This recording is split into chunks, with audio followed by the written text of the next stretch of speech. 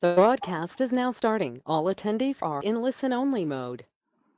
Good morning, and welcome to the stakeholder meeting for the Office of Barber and Cosmetology Licensure that's being held by webinar today.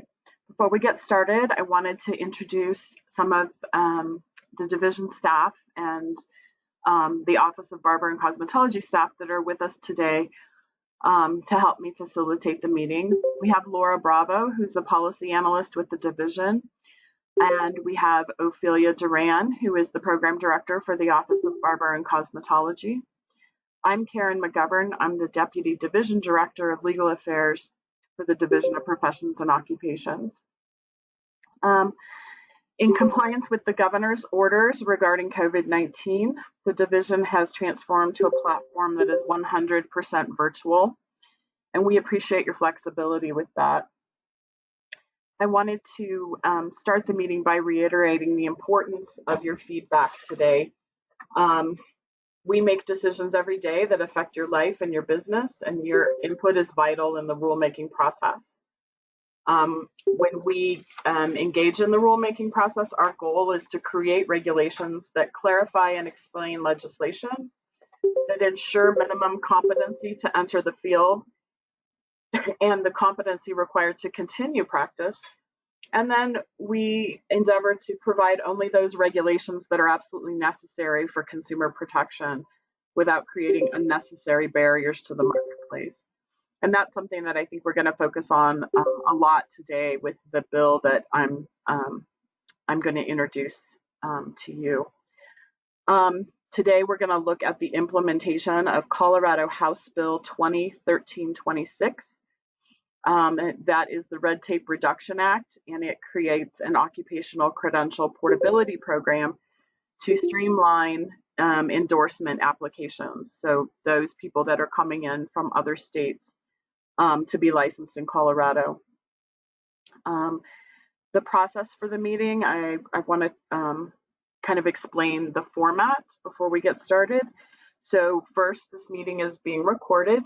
After the meeting, we will get it posted online in the next couple of days so that if you miss something, you can come back and listen, or you can direct people that you know who maybe couldn't make it today to that recording so they can listen in. I want to talk about how you can raise your hand on this webinar. So if when we're speaking and you want to add your input or provide feedback, you just have to raise your hand by clicking on the hand icon at the corner of your screen if you want to speak, and then we will unmute your line so that you can speak to the group. You can also type your questions or your feedback into the questions bar, and then we will read those questions to the group so that we can get answers, or so that everyone else has the opportunity to hear your specific feedback. If you are going to provide comments, I want to make sure that you state your name and who you represent before you make your comments. Make sure you can either provide general comments about the rule, like you agree or you disagree, or you can provide specific feedback about a change in language or something else that you'd like to see. I'd ask that you keep your comments limited to 3 to 5 minutes. We have quite a few people attending today. We had over 100 people registered, so I want to make sure everyone has an opportunity. In saying that, try not to repeat something that's already been said. If you agree with what a previous speaker said, that works. If you can just say, I agree with what they said, and helps us keep the flow so everyone gets an opportunity. Make sure that if you're using your audio through your computer, that you turn your phone off or on vibrate. And also when you're speaking, try to make sure that you're minimizing your background noise. We can get quite a lot of feedback in this platform, and so trying to minimize that so everyone can hear what's going on. With that, we can get started. I think I'll start out by just talking a little bit about the new law. This new law requires that the division start this occupational credential portability program to make sure that we're streamlining the process for people who already hold a license in another state to get a license in Colorado. We have been working on this project for quite a while, even before the law came down. And so as we look through your particular rule, which is Rule 1.4, is the rule we'll be talking about today, you will see that we have a couple of different pathways to demonstrate the substantially equivalent experience and credentials that is necessary to endorse in with a license from another state. I have the rules up on the screen, and you can see that it is Rule 1.4. The changes that have been made to the current rule, you can see I'm not sure what color it shows up on your screen, but it's either red or orange. So the first change we made was just a change to the statute because now it's located in a different place in the law books. And so we want to make sure that people know where to go and look if they want to look at that. Basically, what the rule says is an applicant who possesses a current and unrestricted license in good standing in another state, territory, or foreign country may apply for licensure by endorsement. It's always important to note that if that's the pathway that you want to take coming into Colorado, you can't practice in Colorado. You cannot practice until your application has been approved and a Colorado license has been issued.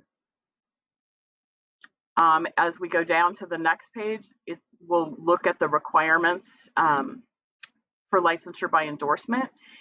And at this point, I think I'd like to just get feedback from you guys about any hurdles that you have experienced or any red tape that you perceive in this rule about people who come into Colorado who hold a license in another state. So if you have something to add, please click on the hand icon or type in questions.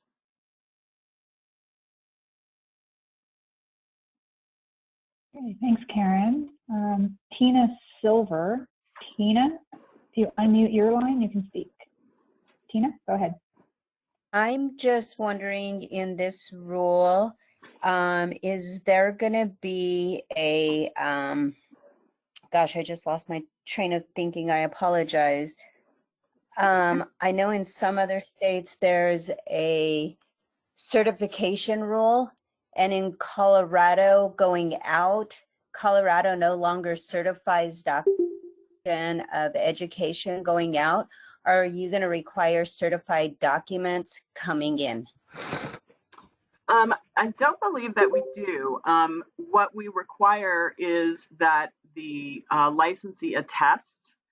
So when they're filling out their application, we require that they affirm under penalty of perjury that they have the training that is required. Thank you. Not necessarily the certified documentation. Thank you. Is that correct? That's correct. But remembering that is for the people who already hold a license in another state. For people who are coming in, who this would be their first license, then it's a different set of requirements, and those aren't included in this rule. Thank you. Understood. Okay. Thank you.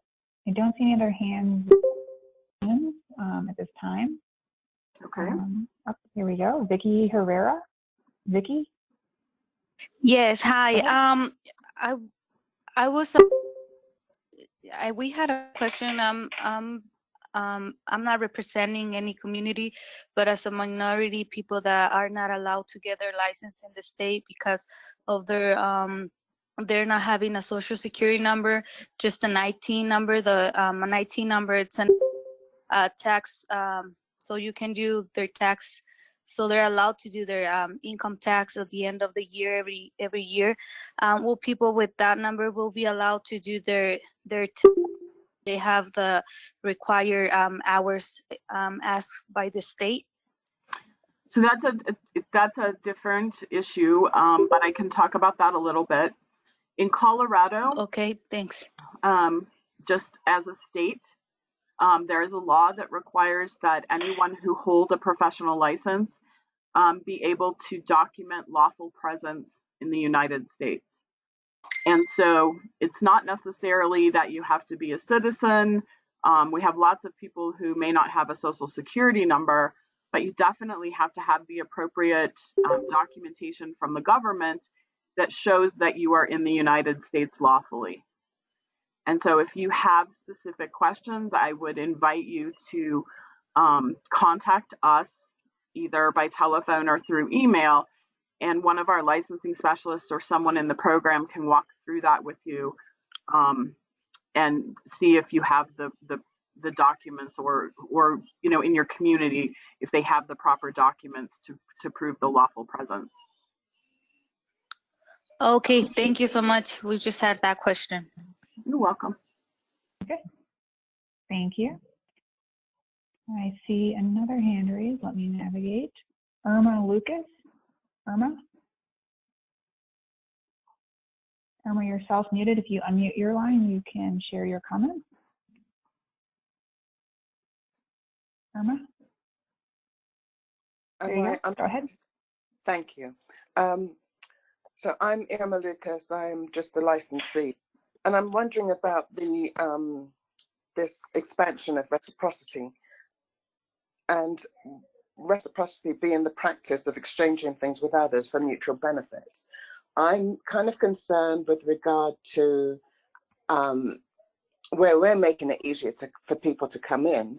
Are we doing that with other states that it will allow us to come in with more ease as well?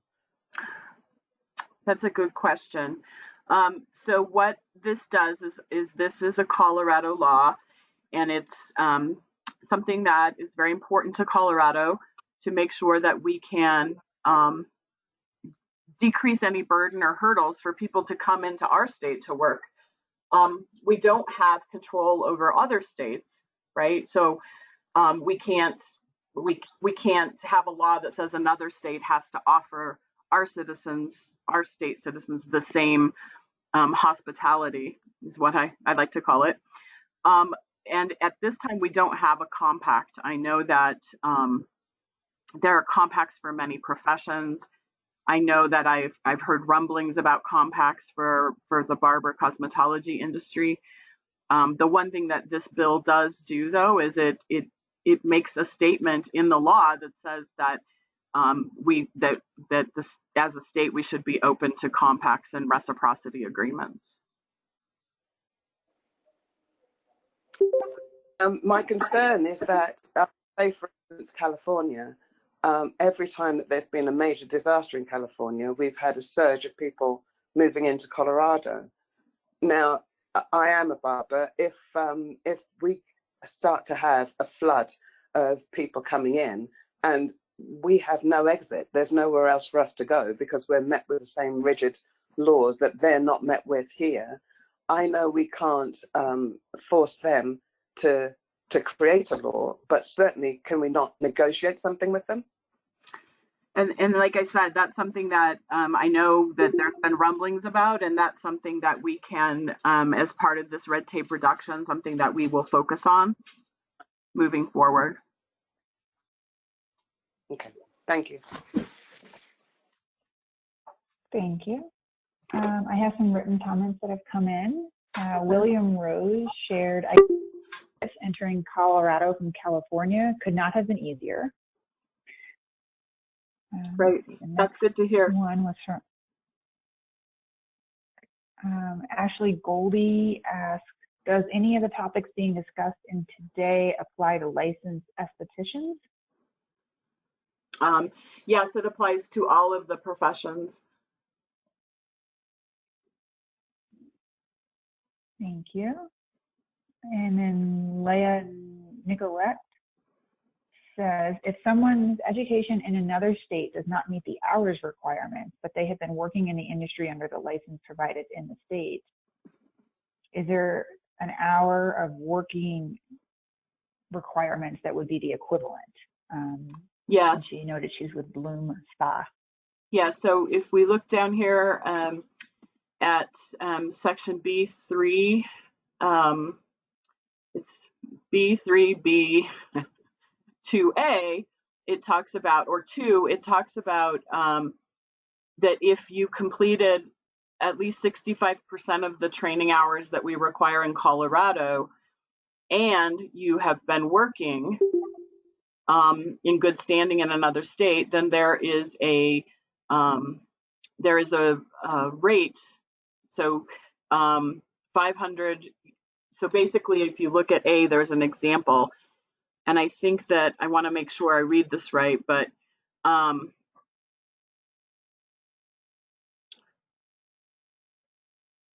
so if you complete 65% of the training hours that we require in another state, and you have a license in that state, and you have 5 hours of documented work experience for every 1 hour of Colorado required training that you've not met, then you can endorse in. So basically, you can make up for the hours you didn't get in training through work experience. And it's a 5-to-1 ratio. Okay. Does that make sense, or did I butcher it? I followed, and Leah, let us know if you have follow-up questions on that. The only question she had so far as follow-up is how would they document that work? And I think Ophelia's on the line. And Ophelia, if you have examples of how that's been demonstrated, that might be helpful.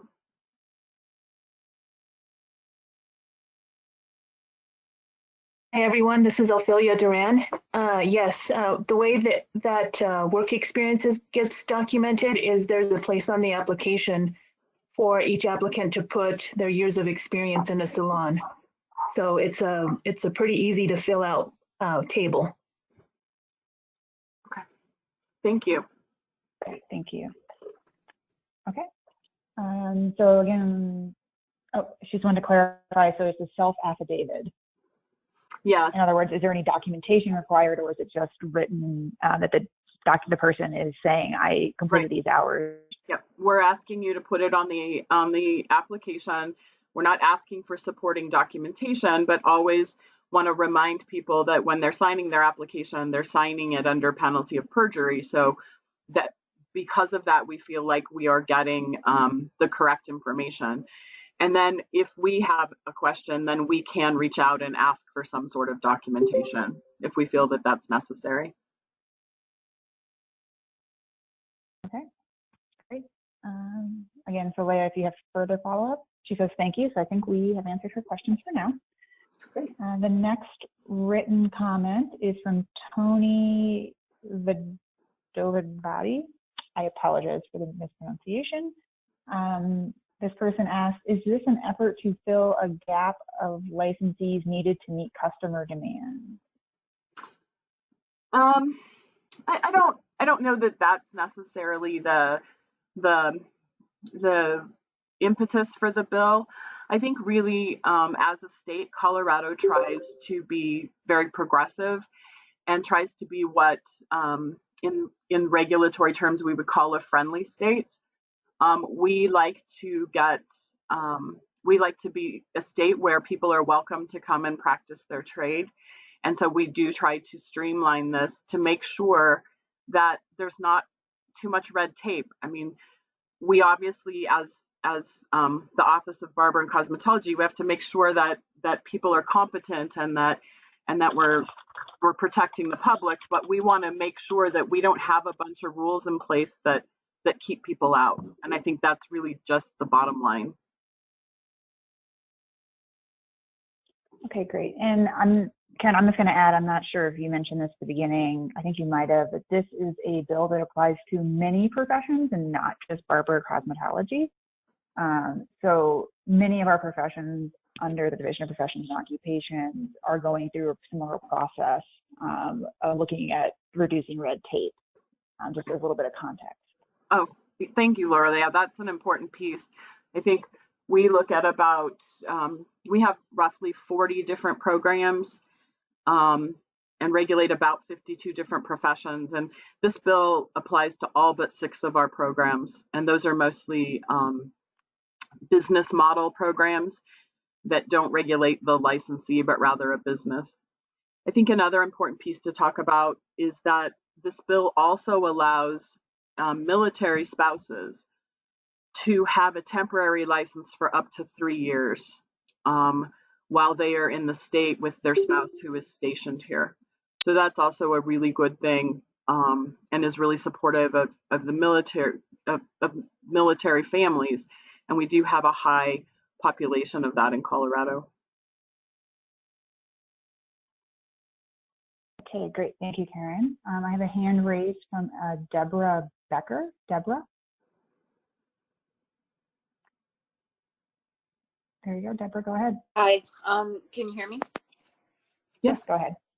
I had a quick question about the previous statement about people just being able to say that they have work experience. What kinds of, and I understand the integrity in that, but what kinds of red flags would there be in an application that would cause you to follow up with somebody that you felt was not completely honest about their work experience? I mean, would you even be able to? I'm sorry, go ahead. I didn't hear you. I'm just wondering how you would be able to follow up with somebody if they just, you know, randomly wrote, I have the work experience. What kind of red flags would cause you to look further into that kind of application?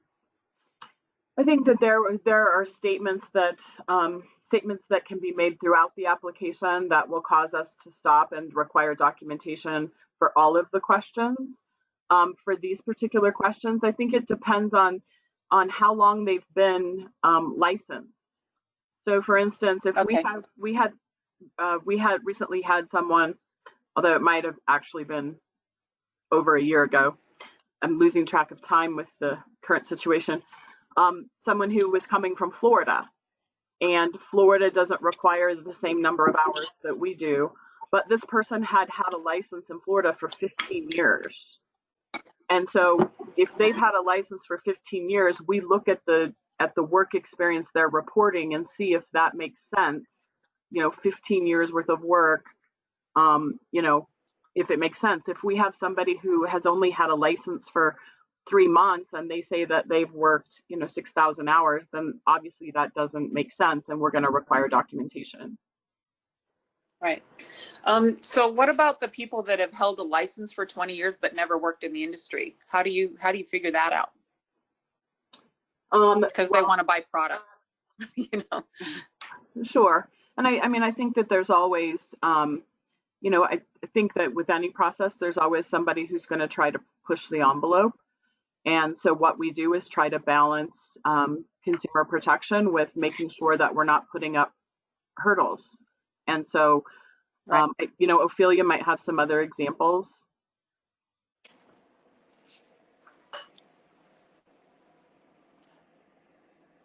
Hi, everyone. This is Ophelia again.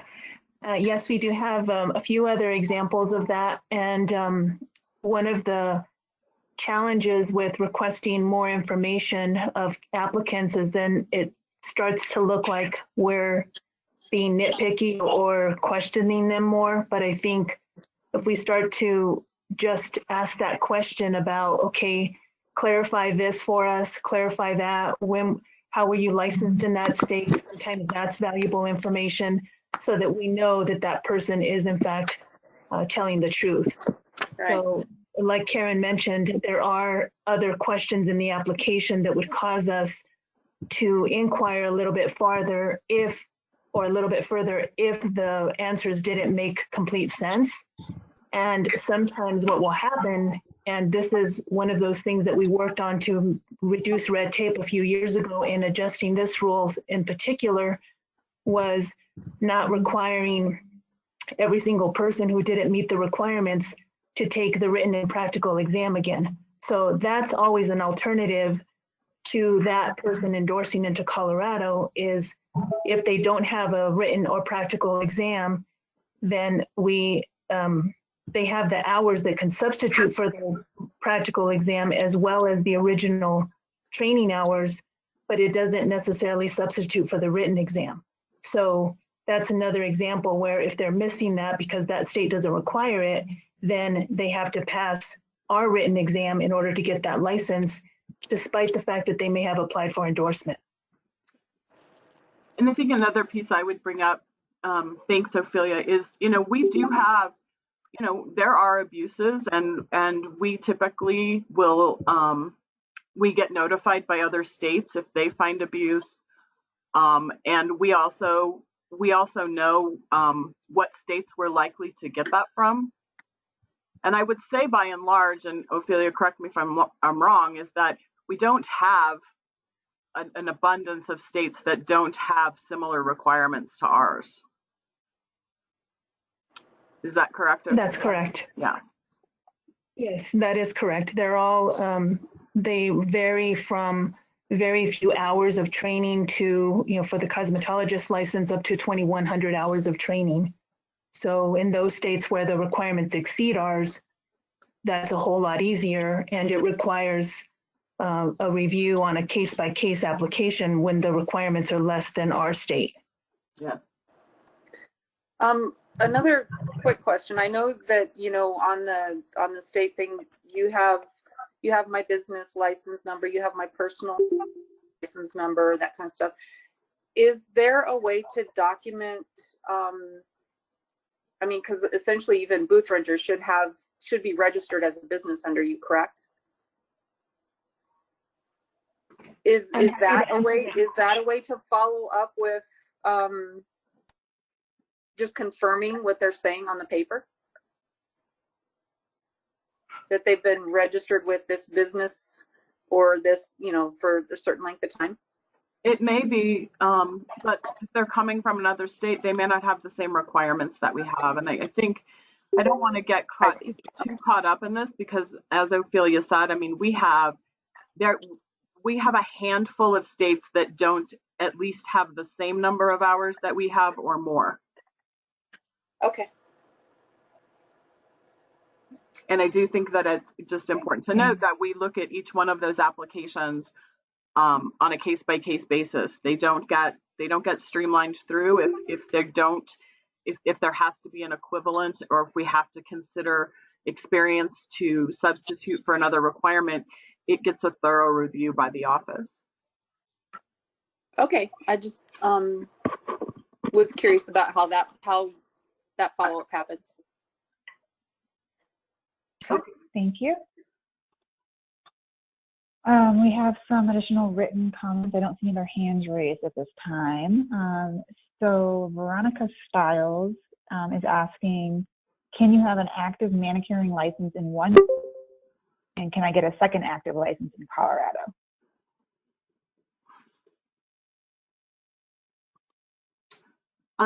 I'm sorry, I couldn't hear you very well. I think she's asking, can't you have, oh, sure. So Veronica Stiles is asking if you have an active license in one state, in a different state, can you get a second active license here in Colorado? So can you maintain 2 or more active licenses across states for the same profession?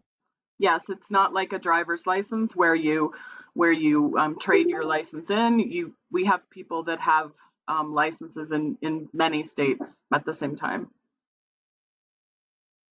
Okay, great. And we had a question from Ashley Goldie regarding where she can find the document, and the document that's on the screen is available on the Barber Cosmetology website, the Office of Barber and Cosmetology, and it's under the public notice section at the bottom. You can download the rules that are on the screen now and the relevant bill that we're talking about. And then we had a couple other comments come in. Lauren Webb asked, would we ever consider giving a written exam to those coming into Colorado from other states to make sure they are familiar with our rules and regulations? Okay, can you ask that one more time? I'm just having a hard time and getting a little feedback. Sure. Lauren Webb would like to know, would we ever consider giving a written exam to those coming into Colorado from other states to make sure they are familiar with our Colorado's rules and regulations? That's currently not a requirement. It is a requirement that they take, that they pass a written exam in their jurisdiction. We don't require that they take another exam in Colorado.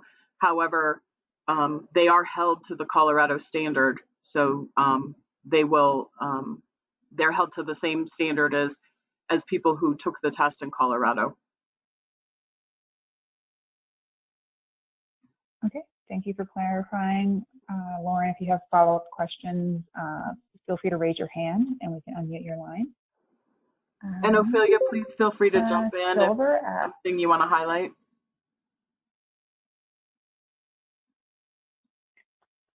okay. For now, I'm going to move on to the next comment. Tina Silvers, would time worked, for example, as a receptionist in a spa for 2 years, then receive their license, would that 2 years qualify as time worked, or just the time worked after the time the license was obtained? It has to be time that you've worked as a licensee. So it's only the work experience that the person has gained after they received their license. And it has to be barber cosmetology work. So whether it's nail tech work or esthetician work, it has to be work that is the practice of barbering and cosmetology. Great, thank you for that clarification. She says thank you, so that answers her question. I don't see any other hands raised or written comments at this time. Okay. Did you have anything that you wanted to highlight, Ophelia?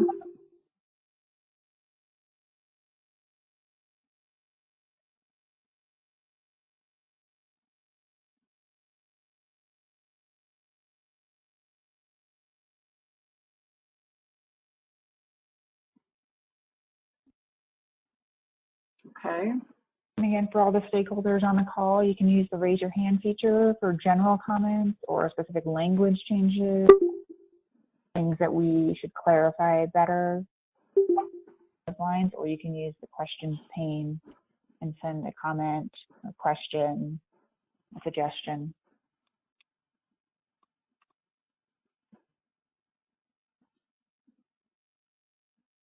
Oh, Ophelia, if you have anything that you wanted to add or anything you wanted to highlight, please feel free to jump in.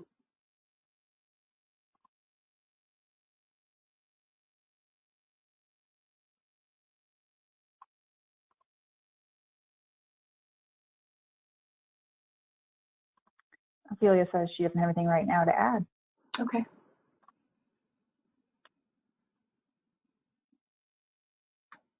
Okay. Well, we'll wait a couple minutes to see if anybody's typing.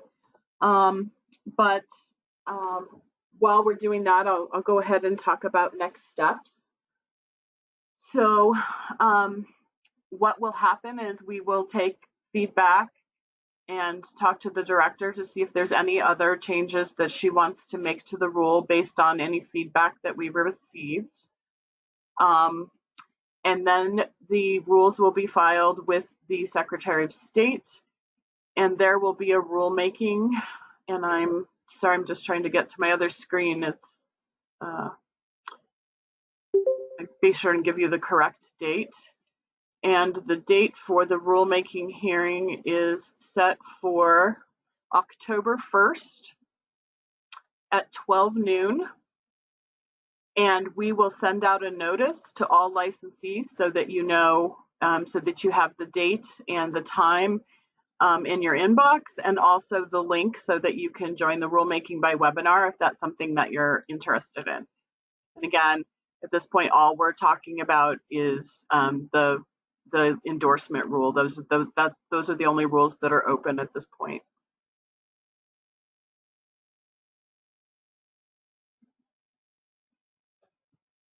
I haven't received any other written comments, just a few thank yous. Okay, great. Well, thank you all. We always appreciate your participation when we are looking at implementing new legislation.